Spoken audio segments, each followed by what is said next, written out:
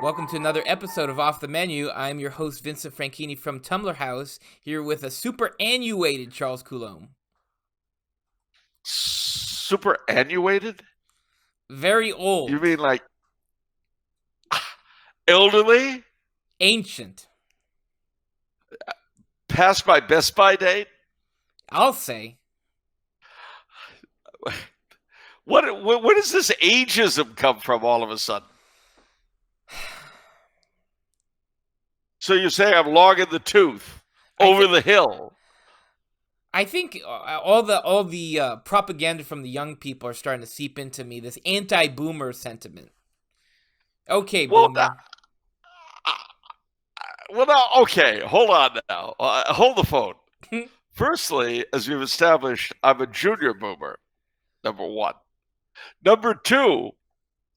All boomers are not alike. We are not a lockstep generation. Some of us like rock and roll, where others prefer roll and rock. I mean, anyway, the point is that I feel, firstly, I feel objectified. I feel like I'm being put in a box, in a category, like I'm no longer a person. I feel triggered. I feel I'm feeling a lack of welcoming. I don't think I'm being accompanied on my journey. And I just, I don't know. I don't know how I feel about that now. You really feel a lot of things right now. You've got a lot of stuff going on. Well, yeah. I am a quivering mass of emotional jello. Wow. I'm all emotion right now. I've been so totally triggered by your assault on my antiquity that I don't know. I can't even reason anymore. I'm just a blob of upset.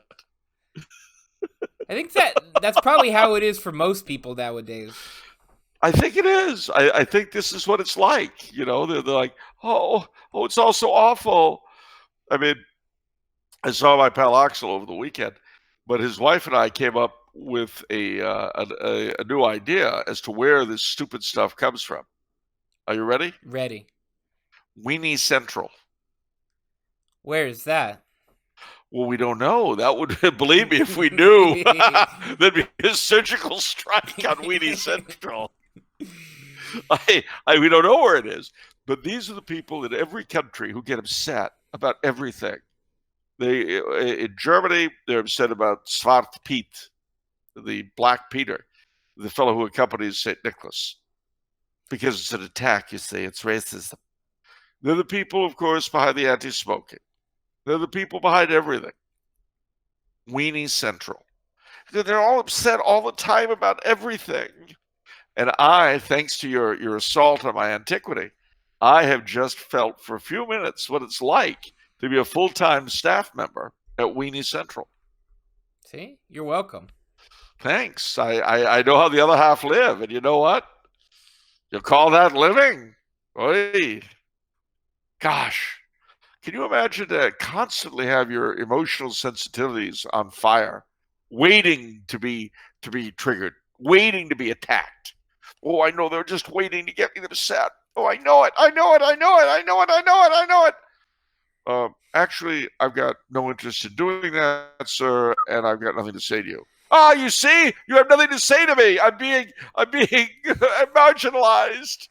You know what? It just occurred to me. It's a crusader mentality, but completely devoid of any masculinity whatsoever. Oh, gosh. What do you think about that? That just hit me right now. And I don't think it's bad. I mean, Joan of Arc was a He-Man in comparison to these people. Yeah. I mean, and it's the whining, Yeah. There was it's a Stephen King novel turned movie. Yeah. The whine. Once it started, it couldn't stop. It's like the howling. And it just goes on and on and on. Oh, but you, give me, and it's so terrible. Oh, shut up. Just no. By the way, before I forget, great shout out to all of our French Canadian watchers, because apparently my going on about Duplessis hit a few nerves in a good way last week. Well, let me tell you something, mes amis. Behind the debonair Anglo exterior lies the heart of a French Canadian, without a doubt. And I, not just with this, not just with Quebec, not just with Duplessis, but in every country I have any connection to, every culture that I value, it's the same stupid thing. Great figures of the past who, unlike the people at Weenie Central, had failings of one kind or another, but nevertheless accomplished things of which the staff at Weenie Central are completely incapable. And yet there's mingy whining about them. Oh, Duplessis, shut up. You could never accomplish a tenth of the things that man did for Quebec. Any more than you could do anything Pius XII did for the church, or Franco did for Spain, or Kukla Frananali did for the United States. I mean,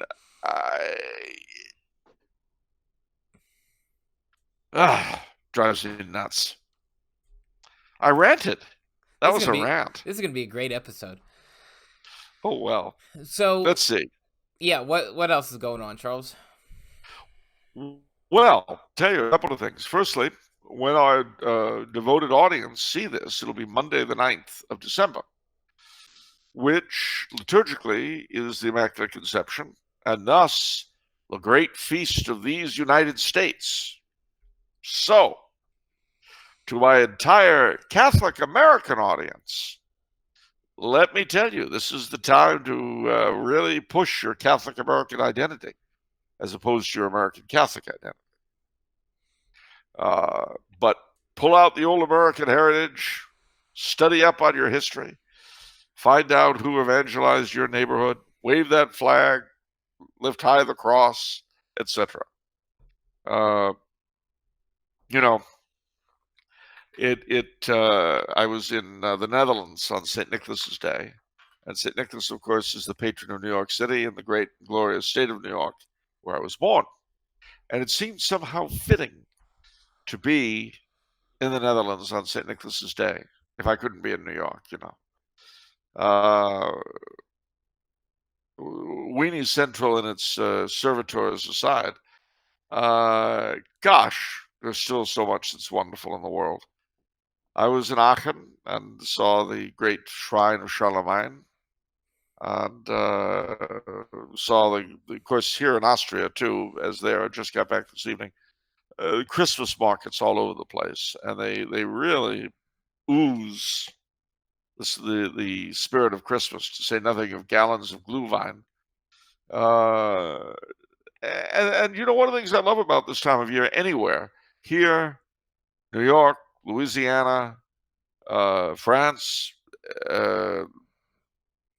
California, any place I've ever been at this time of year, even though, of course, I prefer to keep Advent and not get into Christmas till Christmas Eve, nevertheless, the whole world, in its weird, silly way, stops and pays honor to Christmas, and try as they might to cover up the birth of Christ with holiday and so forth. It doesn't really fool anybody. I mean, come on. We're buying a holiday tree for our holiday party. Really? Is that the 4th of July or Arbor Day? Yeah. Come on. Or Kwanzaa. No. Yeah, Kwanzaa. Gosh, I told you the story of the King of Rwanda and Kwanzaa. Probably. Well, basically, when His late lamented Majesty Kigeli V came to Los Angeles, I took him on a tour, sort of as ADC. One of the places we went to was a black nationalist school in South Central. Now, I got to tell you, they had a very accelerated curriculum. They literally had 8th graders doing calculus. Incredible stuff. I mean, so when it came to that kind of thing, this place was unbelievable. But their history was, shall we say, well, it bore the same relationship to reality that a lot of standard American texts do. So one of the history teachers pulls me aside, and in those days, later he learned English fairly well, but at the time of our story, the king did not speak English. He spoke French, he spoke Kinyarwanda, but he didn't speak English. So one of the history teachers pulls me aside and he says, ask His Majesty how they celebrate Kwanzaa in Rwanda. Well, I had kind of an idea of what he was going to say, but I turned to him and I told him what the fellow had asked, and he looks at me and he says, Qu'est-ce que c'est Kwanzaa? What's Kwanzaa?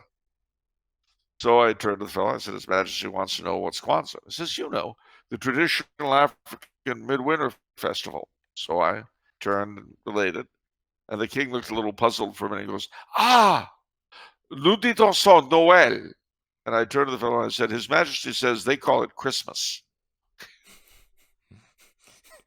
So that's anyway. Yeah. So never mind. Of course, the other interesting thing about that particular visit with the king was that on the streets of South Central, we were approached by an old black guy who was very old, and he wanted to know who the king was because he was 7 foot tall and all this. So I told him, that's the king of Rwanda. He says, Rwanda?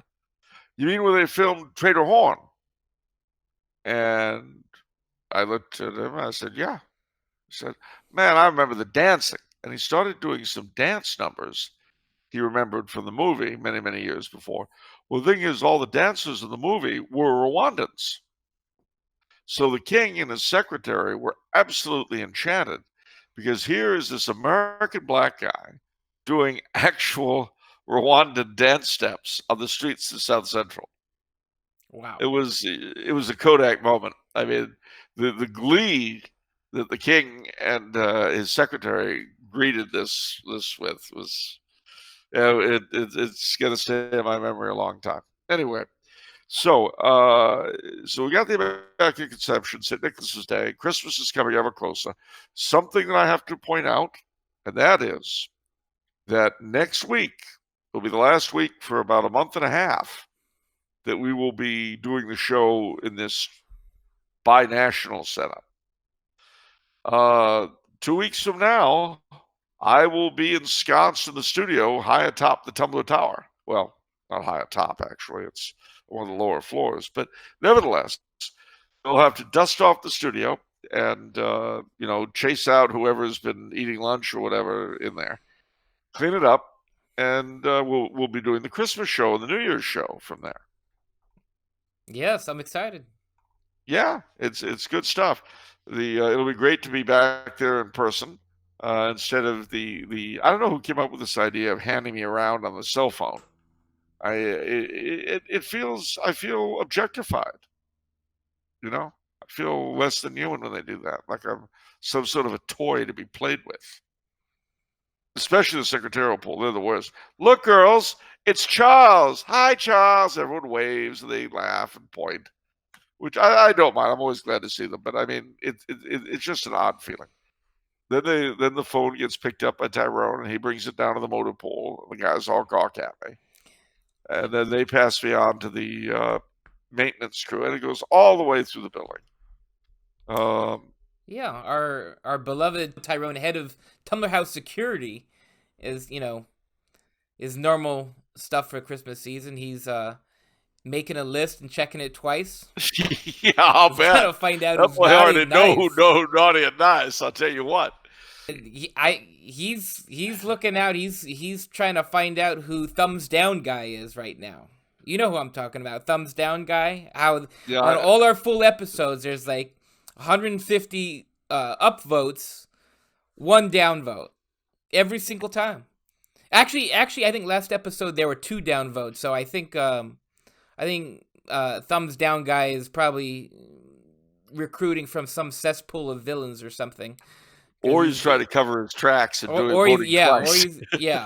But Make sure Tyrone doesn't get to you, thumbs down guy, because if he does, I highly doubt you're going to be able to give thumbs down anymore. Let's just say that if he comes with Santa Claus instead of Krampus or Smart Pete, you're going to be in bad shape. Yeah. I think Tyrone is sort of he's sort of our version of Pedro Negro, Black Peter over here. You know? Smart Pete. Yep. Yeah. He's the one who brings out the coal. Yep. I'll tell you. Of course, that leaves you in the role of St. Nicholas, boss. Of course. Boy. Oh, speaking of which, I want you to know that Lana, what's her name? You know, she's in the commissariat. She's not exactly a waitress. You know, what do you call it when they hand you the food behind the buffet counter? There's a word for that. I can't think of it. A buffetier or something. Anyway, whatever she is. No, Lana said that she wanted you to know that she very much appreciated, all the girls in the commissary appreciated the gift this year. They were very excited. Apparently, you gave them all pick and save gift certificates. $15 a piece at Pick and Save. That's great, boss. Is it not appreciated? Oh, it's appreciated. They all pointed it out to me and waved them at me on the phone. You know, yeah, look, $15 at Pick and Save. They were thinking of pulling their gift certificates to get you a special gift from Pick and Save.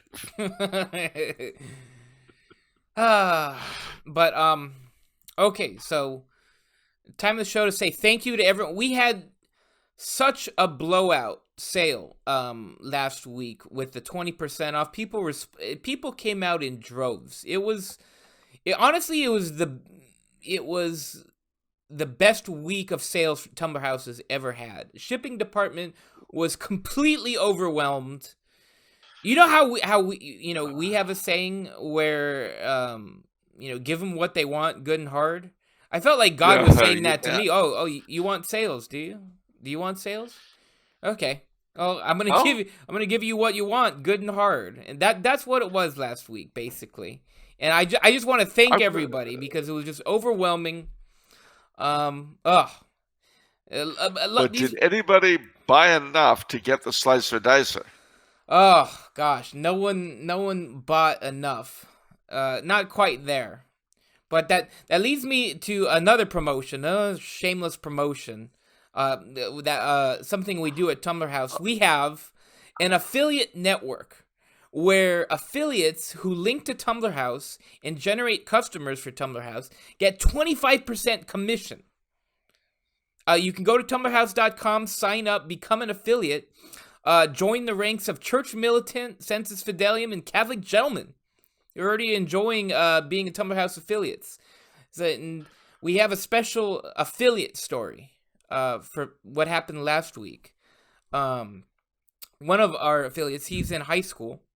I'm going to keep him anonymous because I don't want to rob him of his heavenly reward that is due to him after this act of heroism. But so one of our affiliates, he referred a customer to the website who bought $200 worth of books. Golly. And so what that means for him is he gets $50 cash in hand. And wow. we pay our affiliates every month through PayPal. So right after he got the commission, paid him through PayPal, he got a little over $50. Guess what he did right after that? Blew it all on books. That's right. He went straight to tumblerhouse.com and he took all of his funds and he bought more books. He used, after generating a $200 order, that wasn't enough. He bought $50 worth of books. Well, actually, I don't know if it was $50, but he bought he put in a good order. And this is a gentleman who I happen to know personally, and he's in high school, and he did this. Gosh, but he doesn't get the slicer dicer. He doesn't get the slicer. No, he unfortunately doesn't get the slicer dicer. But I mean, what a hero! What a legend! Yeah, may his tribe increase. Gosh, unbelievable. Let me get this straight: 25%. 25%, absolutely. So he's taken advantage of it. Thank him so much. But you guys, anyone who has a blog out there wants a link to tumblrhouse.com or even on social media, it's very easy. Everyone's usually does Amazon Associates, and Amazon Associates gets you 6%. Yeah. Tumblrhouse.com 25% on entire orders. So sign up if that's your type of thing. We can't all be like our hero, but we can aspire to be. We can. Oh, and something else that should be pointed out. My return to California means a renewed supply of signed books. Yeah. What do you mean, yeah? I mean, okay. Signed books. Sure. We could do that. Oh, I see, because I'm superannuated now of yesterday's news. No, I just don't want to. I'm looking out for the customer, and we've got so many customers who bought so many books. I don't want them to feel like they're you're missing out on signatures now. But I mean, we can do it for people where that's important. None of the dead people are going to sign any books. Well, that's true. See, got you there. Later on, we're going to plug Bishop Bosaway's book, and you're never going to get an autograph from that boy. No. Ton of people buying Catechism of Trent. You ain't going to get an autograph for that book Pius either. the Fifth. No, Pius the Fifth ain't signed nothing for nobody. Nope. No, but seriously, I'm glad sales are going well, and I'm glad that Joaquin and Percy and the rest of them in the sales department are the shipping department are fully employed. Absolutely. So, on to the memes of production. Oh, we are going to nationalize for the common good because we can't trust anyone else. No. Right. So we only have one, and this is in relation to our unbelievable sale last week. Oh, shilling, but good. Yeah. So here we go. Your face. And then, I guess it's an artistic rendition. I think that's a common meme, though. I think that sort of childlike drawing. I think it's pretty prevalent, but that's the reaction to this sort of primal scream. Well, I have to be honest with you. I mean, I look like I'm in one of those cheesy late night TV commercials that were the bane of my childhood, and youth. You'd have it, seeing Revenge of the Creature or something at 1 a.m. and they'd have that kind of ad. Yeah. It slices, it dices. It really slices and dices? The guy would look very excited. That's about how I look there. Yeah. So, that was submitted by Eamon, superfan Eamon. He's always around. Thank you so much, Eamon. Okay. I think we're finally ready for the questions. Are you ready, Charles? All right. Yeah. Do it to it. Throw it at me, pal. I'm ready. Okay. I may be superannuated, but I'm ready to roll. We've got super long questions on this episode. So you want them, you got them. Give the people what they want. Right, that's what I always say. Yeah. Okay, what do we got? All right. From Peter. Conservatism, as widely understood in the West, and especially the Anglosphere, seemed to just be liberalism in slow motion. National Review is always 2 steps behind the nation. They set the agenda. Today they endorse gay marriage but oppose transgenderism. Tomorrow they endorse transgenderism but oppose pedophilia. Conservatism is always conceding ground rather than taking ground. The philosopher Nicolas Gomez de Villa was unashamed to call himself a reactionary thinker. He adopted the term reactionary because he believed that civilization would fall more quickly into decline if conservatives continued to be acquiescent over the changes that society was undergoing. Conservatism, to Gomez de Villa, was a necessary philosophy in the 18th century, but the 19th century spiraled out of control, mandating a greater involvement from the conservative thinker as something that needed to be unwavering and outright about its intention. Burke might have been a conservative, he once wrote, but the progresses of progress force us to be reactionaries. Quote, Swimming against the current is not idiotic if the waters are racing toward a waterfall, end quote. Should we call ourselves reactionaries, or maybe counter-revolutionaries, rather than conservatives? It seems that either way, the left will call us reactionaries. So why not just accept their label and actually live up to it? Well, you raise some very important points. The problem with conservatism, of course, has always been, what are you trying to conserve? Erich von Kuhne, the dean, had the same problem. He pointed out that conservatism was, generally speaking, in his day, something that was used in Protestant countries, in Scandinavia, England, Northern Germany, Prussia, in other words, the United States, not in Catholic countries, where they spoke of the right, right wing. And he also went into some detail about how right in most European languages also has overtones of law and of the correct thing. I mean, even in English, we say that something is right. It's the right thing to do. We have rights. And then in Spanish and in French and so forth, droit, which means right, also means the law. Droit is a law, or derecho in Espanol, and it's the same in Italian. Gary Potter declared that American conservatism is, as he put it, the right wing of the national liberalism. And these are all valid points, but what to call us? There are things to be said for reactionary, things to be said for counter-revolutionary, things to be said for the right.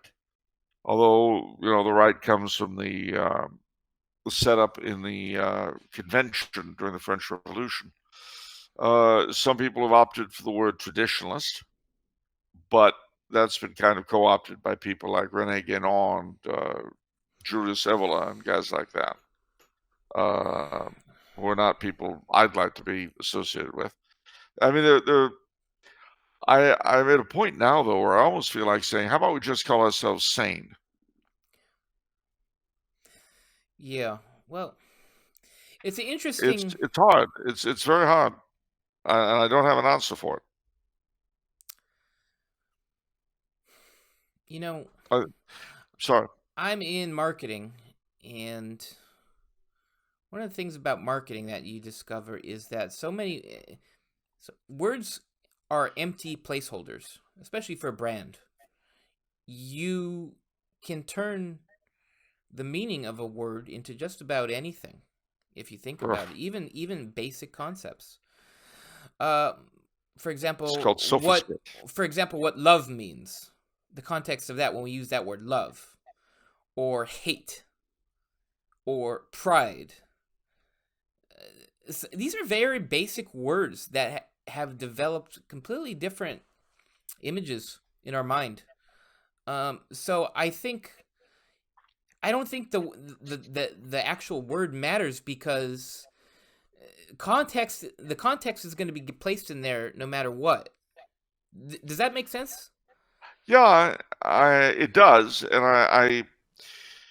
again, it's especially today when words have been so emptied of what meaning they had, and when buzzwords are used to replace thought. Yeah. It's a very hard thing. I think a lot more discussion is required, a lot of talking about it, thinking about it. And a lot depends on, as you say, on context and specific beliefs. I mean, for instance, I think I'm sure I've said this on the show before, but I set myself the goal with Star Spangled Crown of coming up with a sort of irreducible minimum of Catholic monarchism. Well, I finally, later on, came up with what I call my 4.5 points, which are taking traditional phrases that people of that sort always used, altar and throne and so on. Yeah. And altar, Well, that means the church having an appreciable say in society, being the animating philosophy that legitimizes the regime and dictates, you might say, the rule books. Throne, being a monarch with whose authority is based both in the church and in national tradition, and who has sufficient power to be able to protect his people from their politicians, as Franz Josef put it. Local liberties, or subsidiarity, as we would say today. Class cooperation, or solidarity, as we might say. There were other words for it: guild socialism, distributism, solidarism, corporatism, you name it. And lastly, but not leastly, some idea of Christendom as a whole. In other words, the various nations being part of a larger matrix, rather than simply out for themselves entirely and alone. But having said all that, there's no easy way to describe that body of thought in a one-size-fits-all way. I'd be very happy if there were. For me, but also I kind of do agree with Peter. In a sense, words don't matter, but in another sense, words do matter, because, like, you think about the communist infiltration and some of their strategy. Their strategy was, they believed the word communist was tainted, so they came up with new words like liberal and progressive. Progressive in particular. Yeah, not liberal, but yeah, progressive and that. And that fools, I think, a large amount of the sheep in our society. Oh, yeah. Absolutely. I mean, it's almost it's astonishing how people will take that phrase progressive when what the person is describing is communism. Yeah. Of course, on the other hand, to be fair, I love to be fair if I can be. Mm-hmm. I always think of the great left-wing Catholic writer Rosemary Radford Ruether, who began an article. The matter of the article doesn't matter very much. The beginning of the article, though, you talk about something, one of the most precious things I've ever read. She said, in the progressive communities where I live and work, and I just, it doesn't matter what the rest of it was. Yeah. It's just so self-congratulatory, so smug, in the progressive communities where I live and work. Yeah. Now, mind you, if I said in the reactionary communities where I live and work, that doesn't sound smug, does it? Sounds a little nasty. In the counter-revolutionary communities where I live and work. Yeah. Okay. Next question is from Medieval Chris. Okay, Medieval Chris, great. Good to know you've got your chronology sorted out. Greetings, Sir Charles and Tumblr House Upper Management, in parentheses, Vincent. That's you, boss. I know he isn't an example of a traditional Christian monarch, but I was surprised to learn Napoleon was crowned on the first Sunday of Advent in 1804. Were coronations permitted in penitential seasons? Were they permitted on Sundays? Also, for added context, apparently the coronation mass in question in 1804 was a votive mass in honor of the Blessed Mother. Are votive masses permitted on Sundays in Advent? Or perhaps did the priest celebrant say this mass after celebrating the mass of the day earlier that day? I really don't know. Blessed, he wasn't a blessed, but Pius VII, the Pope, was the celebrant of the Mass. That I suppose he did what he felt like doing. Certainly Napoleon did. That's why he snatched the crown from the Pope and put it on his own head. Which is why this is not a coronation I really like to think about or point to as an example of anything. So I don't know. Napoleon played pretty fast and loose with stuff, so I wouldn't be surprised if he played fast and loose this time too, but I don't know. I try not to think about Napoleon's coronation, to be brutally frank. Wow. Okay. It creates bad feelings. Bad feelings. It triggers me. It triggers you. Yeah. Yes, Okay. it triggers me. I have a right to be triggered. Yeah, but why would you want to be triggered? Because it works for everybody at Weenie Central. It should work for me too. Those people are constantly triggered all the time by everything. They breathe and they're triggered. It's sad. I know I swallowed a dust mote. Ah. That's exactly what they do. Yep. Yep. All right. Next question from Thomas. Hello, Vincent and Charles. I'm struggling with a dilemma concerning a family tradition. Oh, well, we're here for you.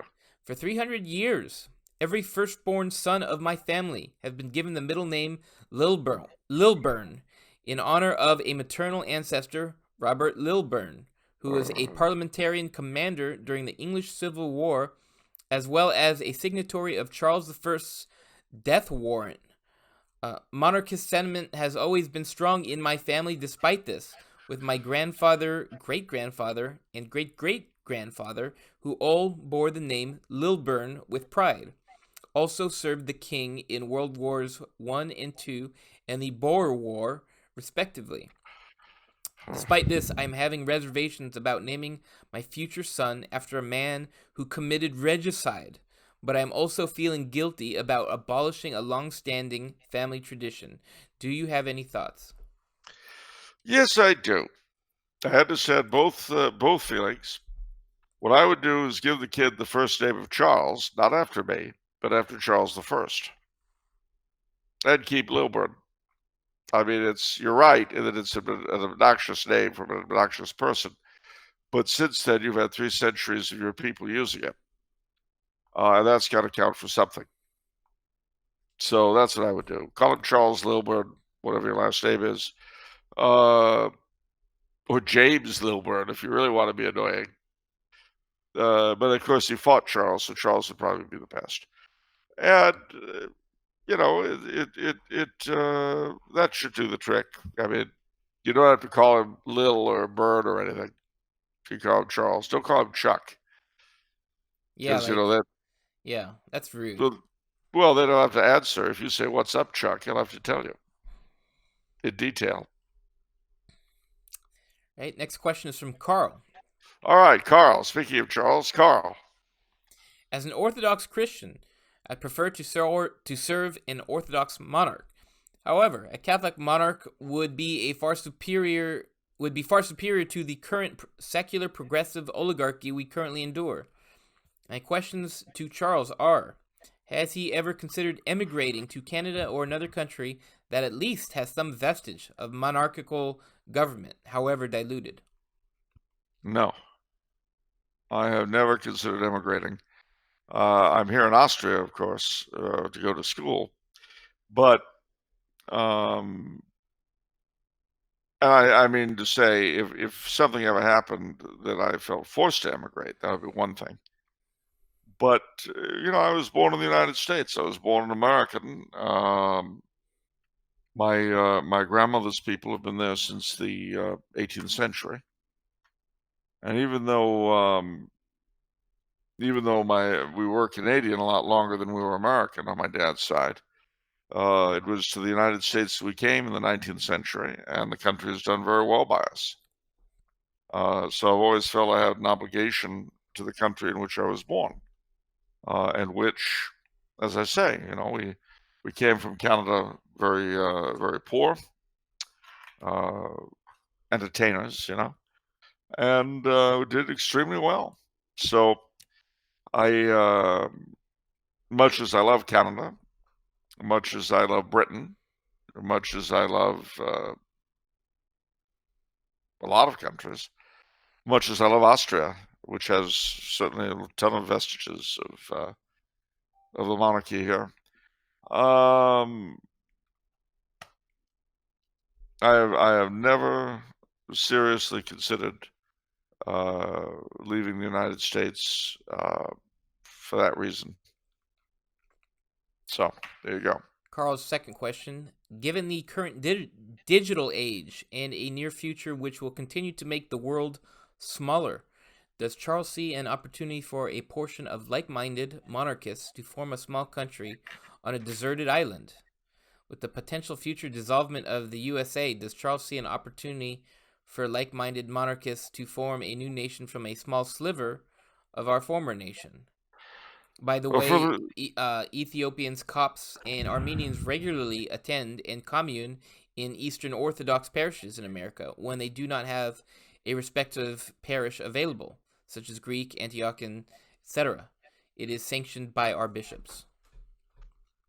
Okay, well, I take it the last bit is interesting, but it wasn't a question. So thanks for telling me. Yeah. And I'll also say that we too admit those three to our communion. Because of agreements hammered out between their heads and the Pope. I'll also say that I would rather serve an Orthodox monarch than a whatever you want to call it that we produce. Having said all that, as far as the deserted island goes, please God, no. Last thing I'd want to do is be cooped up on a small island with a bunch of people like me. I would be bored out of my skull very quickly. So I'd have to excuse myself from that. As far as a sliver, etc., that's not something I would hope for. As I say, I love these United States. I love all 50 of them. I've been in all 50 of them. I would love to see the Kingdom of Hawaii restored, but remaining in some sort of association with the rest of us. I explore these questions very thoroughly in my book, Star Spangled Crown, which I think is as much patriotic as it is monarchist, and as much monarchist as it is patriotic. While I foresee that there's a very good chance this country of ours will shatter, it's not something I look forward to for any reason whatsoever. I love the place, you know. I love New England. I love the Mid-Atlantic. I love Dixie. I love the Midwest. I love the Far West. I think that had I lived at the time of the Civil War, at the opening of the Civil War, I don't know if had I been a Southerner, if I would have sided with the South. I might have done. I don't know. But I do know that at the beginning, I would certainly have voted constitutional union. You know, whatever it would take to keep the nation intact peacefully. I probably would have been a copperhead because I suspect I would have opposed the war had I lived in the North. But it would not have been something I would have been happy about. And you know, Lee and Jefferson Davis were not happy about secession. They were not fire eaters. They had fire eaters who were really keen on it in the South, but not Lee and not Davis. They were very sad by what they felt was the necessity. Lee was offered the command of the American Army at the beginning of the war, but he said very regretfully, I have to go with my native state. But he wasn't happy about it. And I suspect that if I ever find myself in that position, and I'm in California or New York, and the state of, or somewhere else, Iowa or Louisiana or God knows where, and I found that my native state had to secede from the Union for whatever reason, or my native region, if that's the way it broke, I might very well go along with it, but I certainly wouldn't be happy about it, and it's not something that I anticipate. I love the diversity of this country. I love the weird concatenation of peoples and cultures. I'd love to see it all brought to Christ, all of it converted, and then I would like to see what sort of government emerged from this country finally becoming what it should have been at the beginning. Probably that's not going to happen, at least not the way things are, and probably the thing will break at some point. I hope I don't live to see it. Because I do love these United States, crazy as they are. I do love them. Anyway, what else we got? Next question is from Gavin. I've been reading the writings of Fisher Ames, a representative in the first U.S. Congress, and his lambasting of the press of his time because of how it degraded political discourse and civic harmony, and overall made people crazy and anxious all the time. Seeing as things haven't changed at all since 1805, I'm curious to know what you think of my conjecture that the true essence of the Protestant revolt is the irresponsible and newly possible widespread diffusion of information by stupid and or malevolent people, and the various Protestant heresies are just what happened to have gotten diffused. Is the printing press ultimately the bigger monster than Martin Luther? Well, you got to remember that Martin Luther was also combated by the printing press, and you could make the same argument that the Counter-Reformation could not have happened without the printing press. That's a very hard issue. Fisher Ames, I'm glad you brought him up, though, because he's a fascinating character.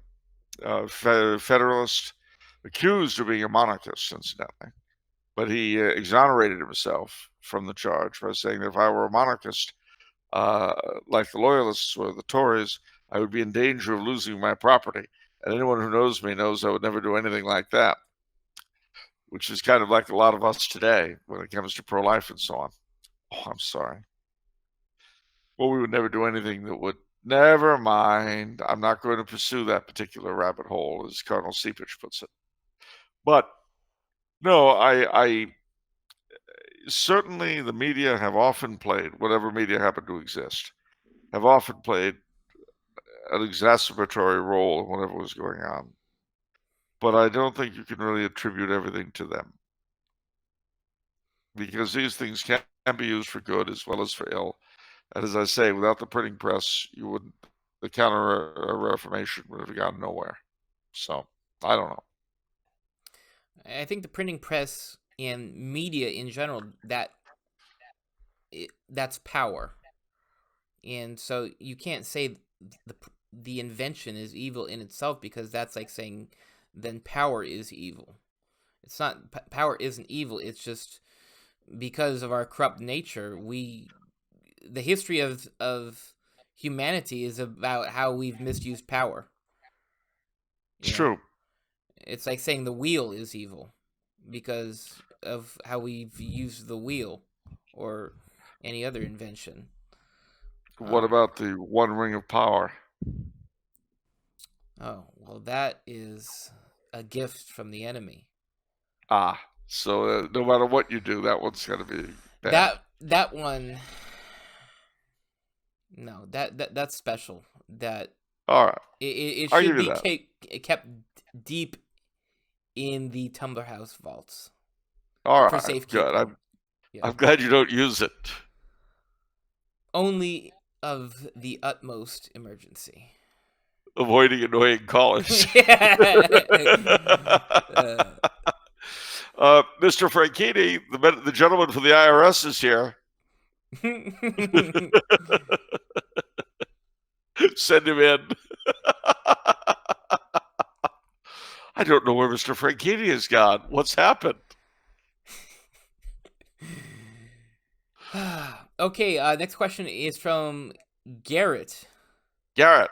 This is a fun question. Okay. I gotta sit up for this one. Salutations, Mr. Franchini and Mr. Coulombe. There is a phenomena I have always found a bit irksome. I was hoping Charles could be able to clear up a bit of my confusion. Why is it that Anglophiles, even Anglophile Catholics, bow to the bellicose Winston Churchill? Never once have I felt compelled to defend Robespierre or Napoleon on grounds of them being French. It may sound as though I am being spiteful, but I will forgo the typical criticisms of him being a drunk. To me, that doesn't sound like a criticism at all. That's great. This was a man who accepted himself for who he was. That's fine. His behavior with regards to Bengal were reprehensible, and his ostensible excuse for the attack on Mirz al-Kabir was insulting to the intellect. He was no gentleman. I'd like to ask if you believe the justification given by the British for their attack on Mirz al-Kabir was sincere. Was the attack an effort to prevent the consolidation and expansion of French colonial holdings in Africa? Well, it's hard to say. I mean, Churchill was an interesting character, to be honest.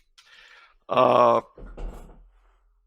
have a certain sympathy with him, especially because of some of his lifestyle issues having to do with tobacco and alcohol. But I'm just mentioning that because, of course, he's a real bête noire for the folk at Weenie Central. Not that you're a Weenie Central person by any standard, Garrett, believe me. I'm afraid bringing up Brazil Kilbeer, you're out of the Weenie Central thing entirely. So this doesn't affect you at all. But certainly the attack on Iran was one of the worst things that the British did during World War II. There was absolutely no justification for it. The only thing you can say is that they were afraid that the French fleet would fall into German hands. But it was flimsy. And it's interesting that despite Mirza Kabir, Marshal Pétain scuttled the French fleet when France was invaded by the Germans in 1942, rather than let it fall into their hands, because that was the agreement he had made with Churchill, something which is never spoken about today. As far as the rest of Churchill goes, he was really a very fine writer, a stylist, and all that. But I think his major failing, believe it or not, was his naivete with regard to the United States. For a long time, he really believed that President Roosevelt meant for the United States and Britain to have some sort of honest partnership with each other, the way he did with Joseph Stalin, whom he liked so much. Roosevelt liked, not Churchill. Churchill beat out for the prime ministry a man who I thought, and this will sound heretical, but I'll say it anyway, I don't care. A man I think probably would have done something of a better job ultimately, and that was Lord Halifax. And I know people get very upset. Halifax wanted to negotiate a peace with the Germans and so on. Yeah, he did. But he was aware of two important things that Churchill didn't really think about, apparently. The one was that Britain could afford to do one of two things: fight a world war or preserve its empire. Couldn't do both. Now, Churchill was very much against losing the British Empire. He said, "I have not become the King's first minister to preside over the dissolution of the British Empire." But, sadly, that's what he ended up doing because, point number two, the United States were extremely keen on succeeding the British Empire. And by the United States, I mean, of course, Mr. Roosevelt. Lord Halifax understood that. Churchill did not. At least not until it was too late. So the question is, why didn't Churchill figure it out for that long? And I suspect the reason is that he was half American. His mother was Jenny Jerome, who was actually part Iroquois Indian. You didn't know that, did you? You thought I made that up. I didn't. We've been here before, Charles. I'm not going to play your game. You don't have to. It's true. Fans of the show will know what I'm talking about. He's still part Iroquois. You can say what you want. He's part Iroquois Indian. Great. And that's wonderful. Just the way it is. So, at any rate, he didn't get any monetary rewards for it. They didn't build a casino at his home. But, no, so, that's pretty much where we are. Certainly the Mirza Kabir thing also points out what a terrible position Marshal Pétain and Vichy France were in after the fall of France, because whatever they did, they would be wrong. The Vichy administration was initially filled with Catholic traditional types, but then these were squeezed out at German insistence with sort of nasty ex-communist, ex-socialist people like Laval and Déa. And they were running the show when the whole thing ended in 1944. And Marshal Pétain was arrested by the Germans and thrown into prison. Another thing he doesn't get any credit for. So, anyway, that's where I am on that status. Okay. Our final question today is from Waylon. Waylon Smith. Waylon Jennings. Waylon Flowers and Madam. In the Screwtape Letters, C.S. Lewis proposes that part of the devil's plan for the modern world may be to reduce men to creatures so dull that they are capable of neither deliberate virtue nor deliberate sin, but merely passively exist from birth to death, controlled by the myriad influences which press in on them.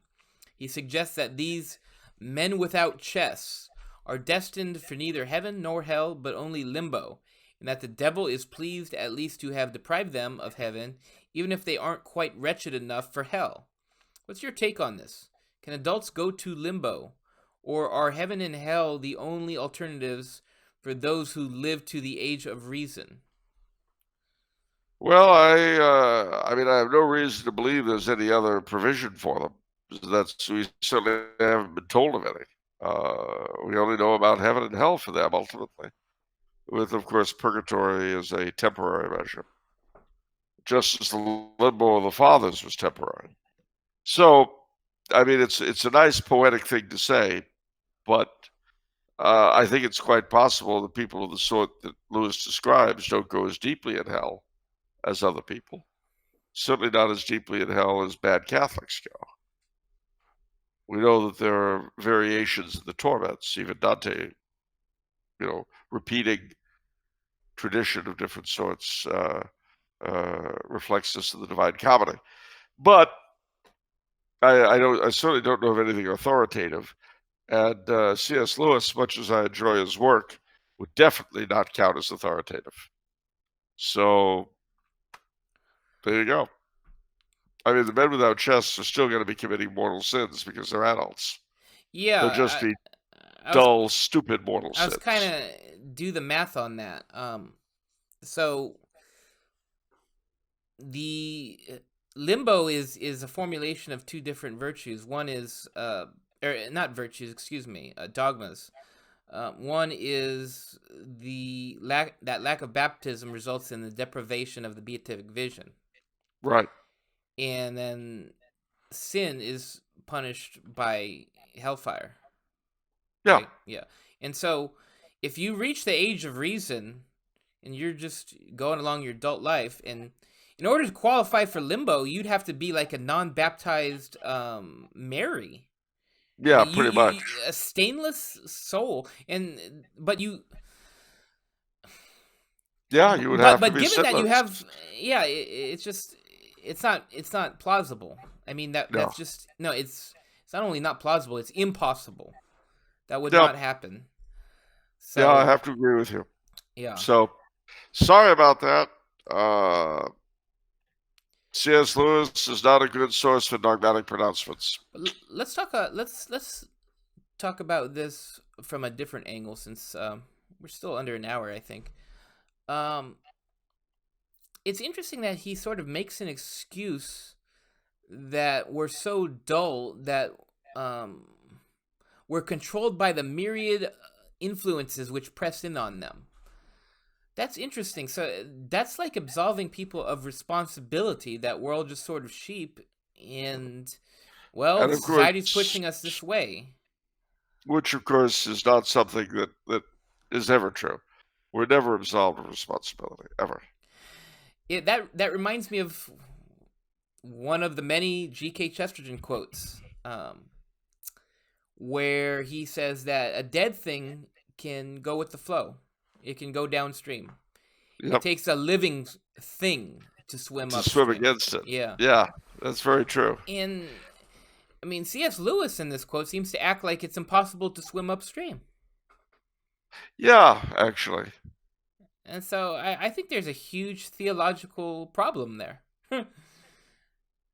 Sorry, but... Right? Yeah, I think you're right. No, I mean, it's just... we'd all like to excuse as many people as possible, but that's not given to us. All we can do is repeat what we've been told authoritatively and hope for the best and pray for the best. You don't like to think of people going to hell? Neither do I, so try to evangelize. But with that being said, though, I do believe that people are being herded in the manner he's talking about, but they're just responsible for going with the flow, so to speak. No. Well, I mean, it's like at any other time in history. During the Reformation, people were herded out of the church, but it was up to them to decide whether or not they were going to go. There is no get out of jail card because everybody else was doing it.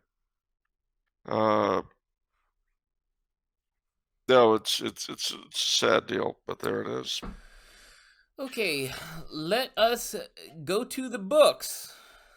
Oh, we got a book.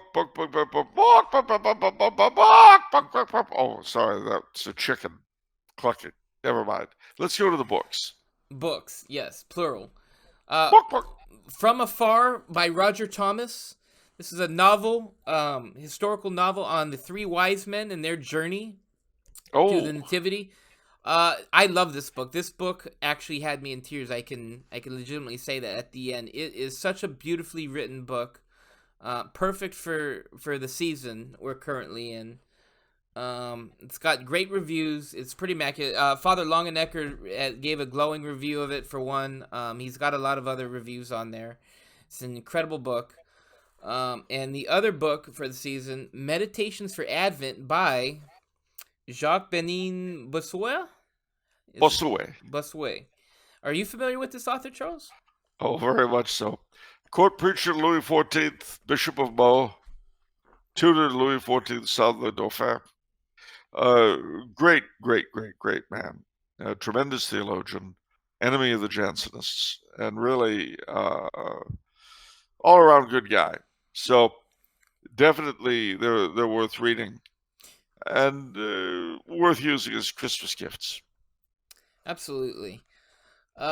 This is in rare territory. The way it's structured, it's got chapters, and I've been doing a chapter a night as a meditation. It's in rare territory because very few books are so rich and deep that you need to structure your reading in that way. But this is one of those. I've actually read a lot of meditations recently. I'm going to talk about one which was so interesting. I don't know if it's from this book or from Ligori. I forgot. It's all sort of blends together in goodness. But it was someone using the metaphor to describe God's justice and his mercy and his love. And they use the metaphor of the rays of sunlight. It's a single force. But through this single force, it both melts wax and hardens clay. Two very different things. And so, in the same sense, God's mercy, love, and justice are the same thing. For some people, it has a different effect. It results in sort of justice being done. But that same force shows love and mercy. Isn't that interesting, Charles? I thought that was fascinating. Well, it's very true. I mean, you can observe it in people's lives. You can observe it also in the lives of families, and also close friends, how the same things will affect them differently. And I'm speaking spiritually. You can have two brothers go through a family tragedy, they lose their parents, or a couple of parents lose their kid, or anything like that. And it's interesting how the same thing can have a very different effect on two or three or four different people. I guess that's true. That's a good example. You can either see it as a huge punishment or an affliction, or you can use that to get closer to God. Or you could say, how could a good God possibly allow something like this? I'm so sick of that question. Gosh, that's top 5 most annoying questions. People ask it. And Stupid people. when it was first composed at Weenie Central, never mind. Never mind. I don't think you like Weenie Central or its products very much. I don't like it, but I don't want to sound like a weenie in my not liking it. I'm just so sick of Weenie Central. They make everything so nasty. Oh, yeah? Well, you're another. Weenie Central and its opponents. No, stop! I can't take any more. Kill them all. No. Well, listen, the good news, as I say, is that in 2 weeks' time, we will be doing this together from the Tumblr House studios. Yes. Which I'm looking forward to very much. The next week will be the pre-Christmas show. I guess the Christmas show, let's see, Christmas this year is what day of the week? Let's see, the 21st is Saturday. So the 22nd, 23rd. So I guess we'll have to do the Christmas show before Christmas. Let's see. Christmas is on Wednesday, so it's fine. Right? Well, the Christmas episode will be on the 23rd, which is 2 days before Christmas. Right, so we'll have to do that before that, of course. But so it'll show up the 23rd, so that'll be the Christmas show. And then the following week will be the Festive New Year's show, which is always fun. Yes.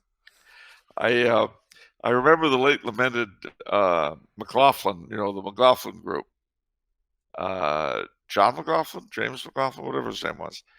His Christmas and New Year's shows were always great because at Christmas he always dressed festively. And he had this plaid jacket he would wear. The Pat Buchanan constantly would always say looked like a horse blanket. But then for New Year's, they would all be in black tie. Mm. And the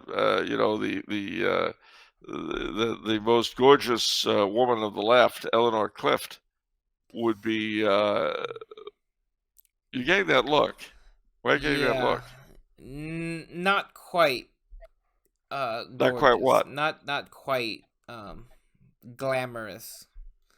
Look up Eleanor Clift if you guys want, but I don't recommend it actually.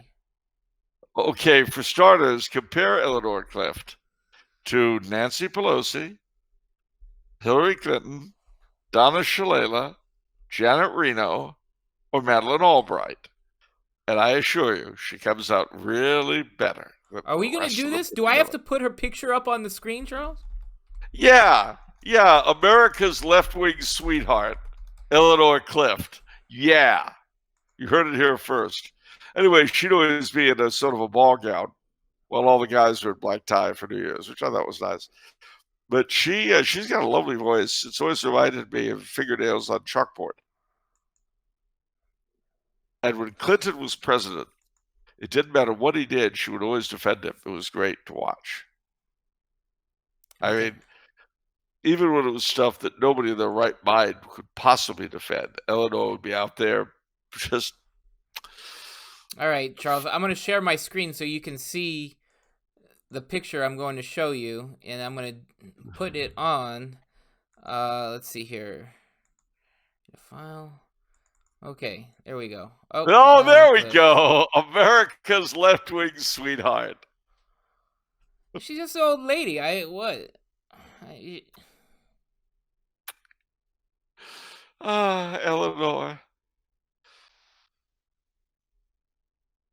She was the best-looking lefty in the country. I mean,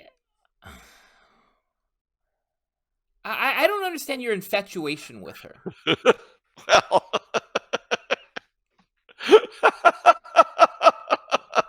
can you explain that?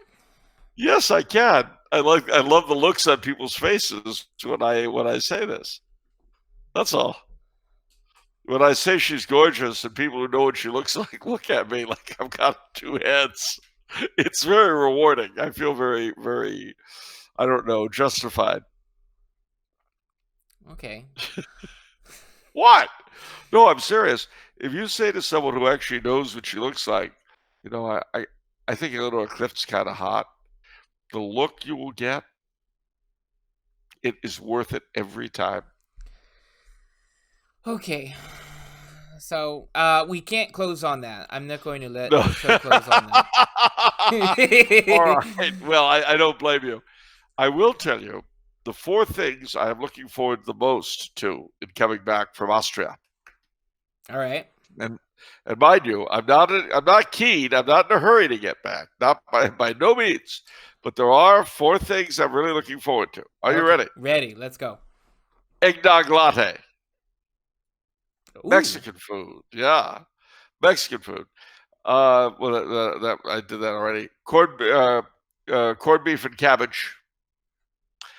And are you ready? Can you take it? Ready. Real fried chicken. As opposed to fake fried chicken? As opposed to chicken fried with, they don't really, the batter isn't the same. Oh, and a 5th thing is donuts. Yes. A lot of great pastries here that I really love, but donuts, forget it. Krispy Kreme. What kind of fried chicken you like? Where do you get your fried chicken? Well, my favorite fried chicken is actually Popeyes. Whoa, that's very surprising. That tends to be on the spicier side, right?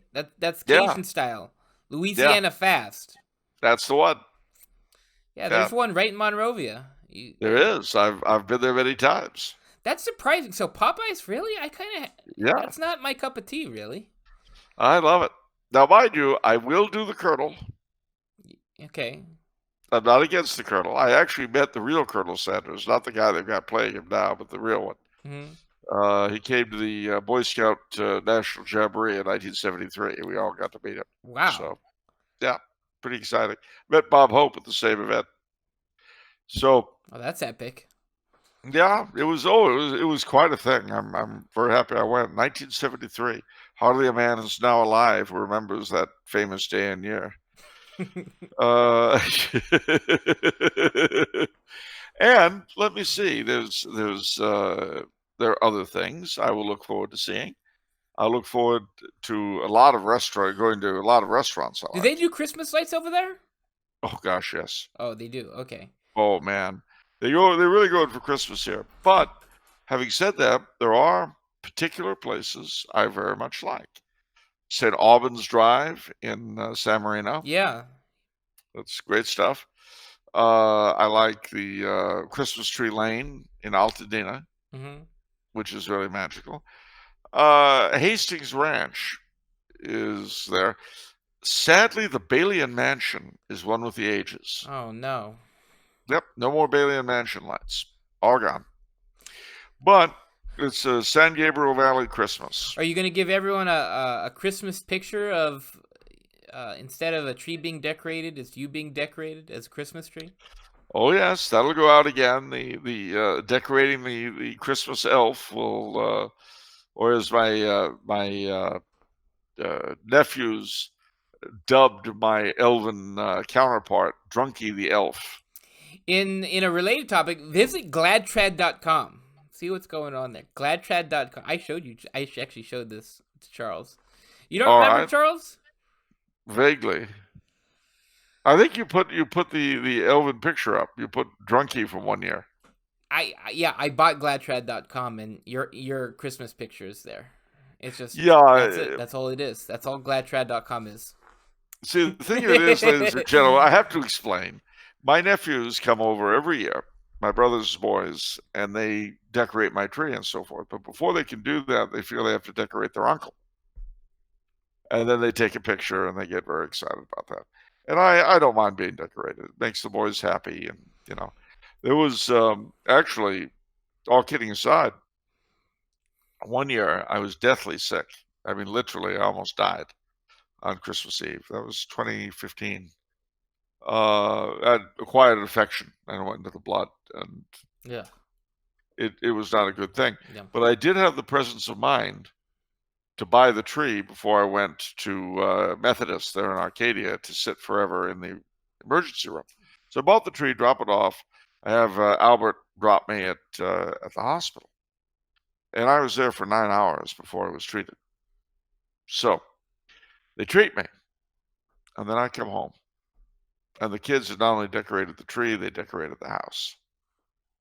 And I was sick as a dog, but I'll tell you, lying on that couch of mine in the living room and looking at the winter wonderland that they had turned the living room into, it was really neat. And I've never forgotten that. And that's the thing, ladies and gentlemen. This is the time of year when we reminisce over the people that we've loved and lost, over the people we've seen grown up and come into our lives. I think also about the people who we haven't met yet and haven't been born yet, you know. I think of my little great niece and great nephew here in Austria, who are just, she's 3 and Cyril is a baby. What are they going to become? What will their Christmases be like when great Uncle Charles is no longer around? Mm. And so it is for us all. All of the great holidays of the year, but particularly Christmas. Ladies and gentlemen, this is the great sign of continuity, past, present, and future. The great birth of our Lord, who made life worth living by his coming to us and by his becoming one of us. I don't mind quoting Archbishop Sheen on that. Mm. He really did make life worth living. If you think about it, ladies and gentlemen, from cuisine to customs to culture, the faith is what makes life worth enjoying and living. Without it, it's not worth it at all. All it right. is sublime. Yeah. Okay, well, so we'll see you next. Is that a better thing to... That's a perfect thing to end on, Charles. It's beautiful. All right. Well, I'll be home for Christmas. You can count on me. That's right. Okay, so everyone remember, if it's Monday, it's off the menu. And the soul you save may be your own. Take care, everyone.